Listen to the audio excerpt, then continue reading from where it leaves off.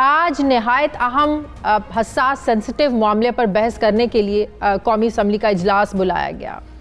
हुकूमत ने फ्रांसीसी सफ़ीर को निकालने के हवाले से इस पर बहस करने के लिए करारदाद पार्लियामेंट में पेश की। करारदाद के मतन में कहा गया कि फ्रांसीसी सफ़ीर को मुल्क से निकालने के मसले पर बहस की जाए। तमाम यूरोपीय ममालिक बिलउमूम और फ्रांस बिलखुसूस इन ममालिक को इस मामले की संगीनी से आगाह किया जाए। तमाम मुस्लिम ममालिक से मामले पर सेर हासिल बात की जाए और इस मसले को इज्तमाई तौर पर बैनुल अक़वामी जो फोरम्स हैं उन पर उठाया जाए।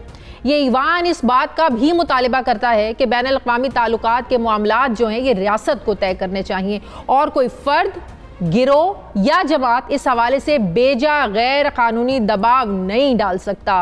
मज़ीद बरा सूबाई हुकूमतें तमाम अजला में एहतजाज के लिए जगह मुख्तस करें ताकि अवामुन नास के जो रोज़मर्रा ज़िंदगी के मामूलात हैं उनमें किसी किस्म की कोई रुकावट ना आए। ये था करारदाद का मतन। अपोजिशन ने इस पर एतराज़ उठाया, नून लीग ने इस पर एतराज़ उठाया कि करारदाद के साथ जो TLP के साथ जो आपका मुआहिदा तय पाया है, जो आपकी बातचीत हुई है, जो 2 रोज़ से आपके मुज़ाकरात चल रहे हैं, उसको भी ऐवान में पेश किया जाए। करारदाद वज़ीर आज़म को पेश करनी चाहिए थी, ये भी एतराज़ उठाया गया। याद रहे कि हुकूमती टीम के गुज़श्ता 2 रोज़ से TLP से मुज़ाकरात जारी थे और मुज़ाकरात के नतीजे में जो मुआहिदा हुआ उस मुआहिदे की रोशनी में करारदाद आज कौमी असम्बली में पेश की गई। इन मुज़ाकरात के हवाले से शेख रशीद साहब ने एक वीडियो पैगाम भी जारी किया, ज़रा ये सुनिए। ये बात तय पा गई है कि हुकूमत पाकिस्तान और तरीके लब्बैक के दरमियान तवील मुज़ाकरात के बाद ये बात तय पा गई है कि हम आज कौमी असम्बली में फ्रांसीसी सफ़ीर की मुल्क बदरी की करारदाद पेश करेंगे और तरीके लब्बैक सारे मुल्क से, जिसमें के ख़ास तौर पर मस्जिद रहमतुल लिल आलमीन से भी धरने को ख़त्म किया जाएगा और बातचीत और मुज़ाकरात का सिलसिला आगे बढ़ाया जाएगा और जिन लोगों के खिलाफ मुकदमात दर्ज हैं समेत 4th शेड्यूल के, उनका भी इखराज किया जाएगा। इस पर तफसीली बयान जो है मैं आज शाम या कल दोपहर किसी वक्त प्रेस कॉन्फ्रेंस के जरिए दूंगा। लेकिन नाज़रीन, अफसोस होता है कि ऐसे हसास मामलात पर भी हमें आज नून लीग और हुकूमत के दरमियान तल्खी ही देखने को मिली। शाहिद खाकान अब्बासी और स्पीकर कौमी असम्बली के दरमियान आज क्या हुआ, बड़ा ही अफसोसनाक जो हुआ, गलत नाजेबा जो जुमले थे उनका इस्तेमाल किया गया। ज़रा देखिए शाहिद खाकान अब्बासी साहब स्पीकर कौमी असम्बली को क्या कह रहे हैं। जी शाहिद खाकान साहब, आप बात कर रहे हो? नहीं, आप अपना लैंग्वेज, आप हमेशा जो इस तरह बिहेव करते हैं, आप अपना आपको भी मैं वो काम करूंगा। आप अपने हाथ में रहें, आप भी अपने हाथ में रहें।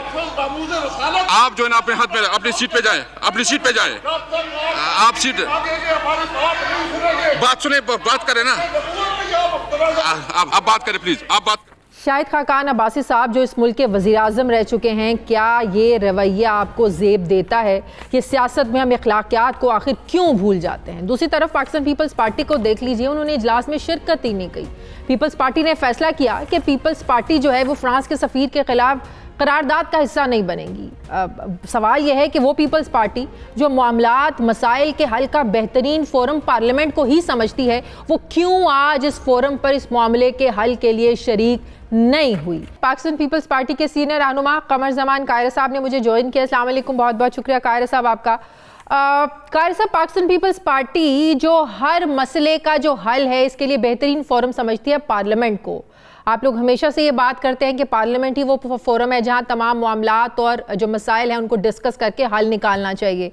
तो अब जब इतना सेंसिटिव मसला हुकूमत पार्लियामेंट में आज लेकर गई, कौमी असम्बली का इजलास बुलाया, करारदाद पेश की, आप लोगों ने क्यों बायकॉट किया सर?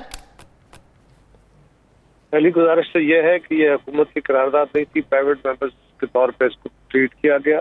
दूसरी बात यह है कि अपोजिशन की किसी जमात को न बुला के उस पर एतमाद में लिया गया, ना करारदाद उनके साथ शेयर की गई, ना ये हुकूमत की तरफ से करारदाद आई। इसकी गुजारिश यह है कि गवर्नमेंट ने पहले इस मामले में एक सियासी ग्रुप के साथ, एक सियासी जमात के साथ, जिसको बाद में उन्होंने कालअदम करार दिया, उसके साथ एक वायदा किया, पता नहीं क्या वो वायदा पार्लियामेंट में नहीं लेके आए।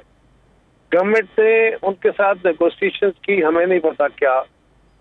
उसके बाद आपने उन पर पाबंदी लगा दी, हालातें हो गई, लड़ाइयाँ हो गई, मुल्क में तूफान मचा, उनके ऊपर अपने कालादम उनको करार दे दिया, 5th शेड्यूल लगा दिया, 4th शेड्यूल लगा दिया, और उसके बाद फिर उनसे मुज़ाकरात हुए, फिर एक वायदा हुआ, हमें नहीं पता वो वायदा क्या, वो भी वायदा आप कौम के सामने नहीं रख रहे। वज़ीर आज़म साहब ने कल कौम से खिताब करते हुए ये बात कही कि मेरा और उनका, यदि जो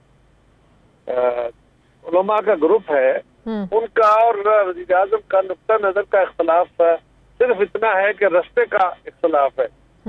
वो फौरी तौर पे सफीर को निकालना चाहते हैं। वज़ीर आज़म साहब ने कहा मेरा वो रास्ता नहीं है, उसके नुकसानात भी उन्होंने गिनवाए, उन्होंने फला, और उन्होंने उसका वे फॉरवर्ड भी बता दिया कि मैं क्या करने जा रहा हूँ।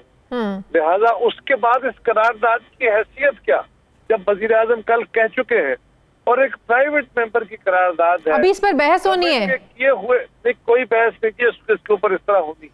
सवाल ये है कि करारदाद आपने लानी थी, आप पहले जो सारी सियासी जमातें थी उनको बिठाते, बताते कि ये हमने उनसे वायदे किए थे और ये वायदे हमने क्यों किए थे, और अब हमें क्या। कायरा साहब, आपको याद होगा 2017 फैजाबाद का धरना, जो उस टाइम वो जो एक क्योस था, उस वक्त भी नून लीग की हुकूमत वो मुआहिदा इस तरह मंजर आम पर नहीं लेके आई थी। पाकिस्तान पीपल्स पार्टी का मौक़िफ़ हमें आज भी याद है, आप लोग भी चाहते थे कि मामलात को हल की तरफ जाना चाहिए, लेकिन उस वक्त तो किसी ने इस तरीके से आवाज़ नहीं उठाई, ना पाकिस्तान पीपल्स पार्टी ने आवाज़ उठाई कि मुआहिदे को सामने लेकर आए। उस वक्त एक यूनिटी हम लोगों में नजर आई। आज जो तहरीक इंसाफ की हुकूमत कर रही है, मैं उस तनकीद में नहीं जाना चाहती कि उस वक्त 2017 में ये लोग किसकी सपोर्ट में थे, कौन धरनों में जाकर बैठ रहा था।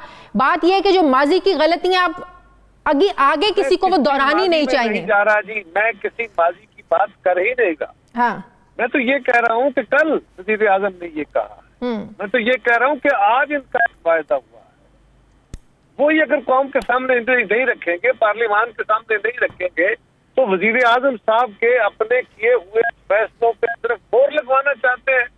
और देखें हुआ क्या, मेरा अपना ज़ाती अंदाजा है, हो सकता है इसमें गलती हो, कि ये जो मुज़ाकरात होते रहे 2-3 दिन, तो दोनों फ्रीकैन ने, हुकूमत ने भी और उन्होंने भी अपने एक रास्ता निकाला है कि बस एक करारदाद दिलवा दे और उसके ऊपर किसी मेंबर से, और उसके ऊपर जो बहस थोड़ी बहुत करके हम लोगों को मुतमईन कर देंगे कि देखो जी करारदाद पेश हो गई।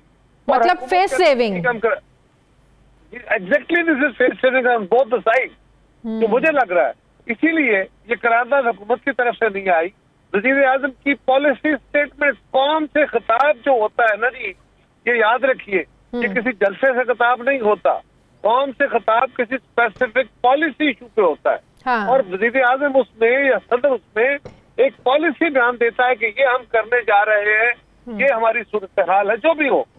आज हमें पार्लियामान के अंदर अब एक करारदाद ला रहे हैं कि जी हमें फ्रांसीसी सफीर को निकालना चाहिए कि नहीं निकालना चाहिए, तो वज़ीर आज़म कहते मैंने निकालना ही नहीं है। किसकी बात माने, एक प्राइवेट मेंबर की बात माने, और एक करारदाद के जरिए निकलेगा, ये एडमिनिस्ट्रेटिव फैसला है। मतलब ये कि आप लोग ये नुक्ता उठा रहे हैं कि प्राइम मिनिस्टर साहब पॉलिसी का ऐलान कर चुके हैं कि हम फ्रांसीसी सफीर को नहीं निकाल सकते, इसके कॉन्सिक्वेंसेस पाकिस्तान बर्दाश्त नहीं कर सकता। दूसरी तरफ आप करारदाद ला रहे हैं जिसका कोई मकसद ही नहीं है। या तो आप फ्रांसीसी सफीर को निकालने की बात ही ना करें, अगर अफोर्ड नहीं कर सकते फिर करारदाद ना लेके आए। एग्जैक्टली जो मैं आपकी बात समझी हूँ, हम ये कह रहे हैं, इसका एक हिस्सा ही है। दूसरी बात यह है कि इस मामले को लार्जर सीन पे हल निकालने के लिए मैं इस बात का दाई हूँ कि ये मामला किसी इंडिविजुअल के हाथ में नहीं होना चाहिए। अगर किसी ने तौहीन रिसालत की है तो उसका फैसला हुकूमत पाकिस्तान के जिम्मे होना चाहिए, उसका फोरम पार्लियामान होना चाहिए, सड़कें पाकिस्तान की सड़कें नहीं होनी चाहिए। ये बिल्कुल हमारा मौकफ है। लेकिन अगर हुकूमत, सर यही तो मसला है कि तमाम जमातों को मिलकर बैठकर इसका कोई हल निकालना है, इतना सेंसिटिव मामले सियासत को बालातर रखकर। आप मीडिया के दोस्तों से मेरी गुजारिश है कि ये जब आप एक ब्लैंकेट बात कर देते हैं ना कि तमाम जमातों को करना चाहिए, क्या पीपल्स पार्टी चीख के नहीं कह रही, क्या 2.5 साल से हुकूमत के को सर नहीं पटक रहे? आज भी जरूरत समर की है कि इस मामले में तमाम सियासी जमातों को इकट्ठा करके बिठाया जाए और बात की जाए, लेकिन कौन करे? सही, वज़ीर आज़म तो इस बात को करने को तैयार, सारा पाकिस्तान कह चुका, सारा मीडिया कह चुका, हम बावजूद जिल्लत के कह चुके, बार बार कह चुके और आज भी कहते हैं अच्छा हम तो बात करने को तैयार हैं। ये इस तरह जैसे कोई एहसान कर रहे हैं। सही। ये हुकूमत की जरूरत है, हुकूमत वक्त की ड्यूटी है, जिम्मेदारी है, उन्हें सही। ये काम करना है। लेकिन ठीक। वो करना चाहें तो